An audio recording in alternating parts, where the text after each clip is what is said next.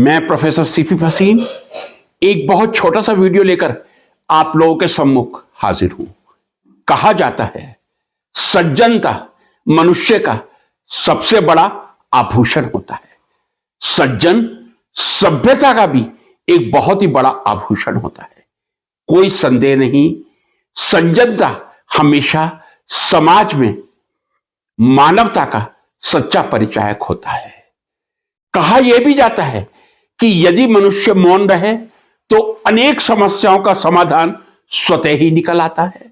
कहा यह भी जाता है यदि व्यक्ति मौन रहे तो कोई समस्या ही पैदा नहीं होगी। लेकिन यह भी परमात्मा ने गीता में कहा है कहां मौन रहना है और कहां मौन नहीं रहना है। इस पर आने से पहले मुझे पुरानी अपनी दो पंक्तियां याद आ गई, वो जरूर पेश करूंगा। वो शांति कैसी जो शमशान बना दे, कैसी अहिंसा जो स्वयं को मिटा दे, अन्याय सहकर जो गर्दन झुका दे, वो कैसा सज्जन जो आंसू बहा दे। वो कैसी शांति जो शमशान बना दे, कैसी अहिंसा जो स्वयं को मिटा दे, अन्याय सहकर जो गर्दन झुका दे, वो कैसा सज्जन जो आंसू बहा दे।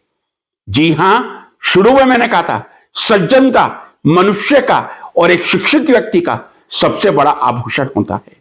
और यह भी बात सही है कि मौन अनेक समस्याओं का समाधान होता है। लेकिन जहां सज्जनता से काम नहीं चले, जहां मौन से कार्य नहीं चले, यदि वहां भी हम सज्जन और मौन बन के रहेंगे तो हमारी मानवता और सज्जनता का जनाजा निकल जाएगा। सज्जनता, मानवता और समाज की सुव्यवस्था का यही तकाजा होता है। जहां जरूरत पड़े आप मुंह से बोलिए, आप सत्य के साथ रहिए, और यदि असत्य अपने पैर पसारता है तो उस असत्य का नाश करने के लिए आपको अपनी वाणी का उपयोग करना चाहिए। आपको अपनी सज्जनता भूलकर असज्जनता का भी उपयोग करना चाहिए। जहां सज्जनता आवश्यक है, जहां मौन आवश्यक है, इससे बड़ा कोई अच्छा शस्त्र नहीं हो सकता। जहां वाणी की आवश्यकता है, जहां एक्शन की आवश्यकता है। यदि आज मेरे भारतवर्ष ने सिंदूर ऑपरेशन नहीं किया होता तो क्या यह पूरी तरह सही था?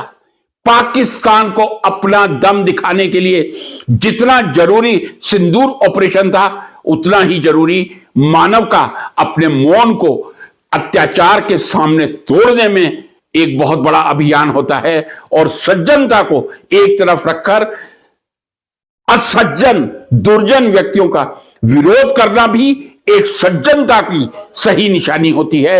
यही एक छोटा सा संदेश लेकर आपके सामने आया था। नमस्कार।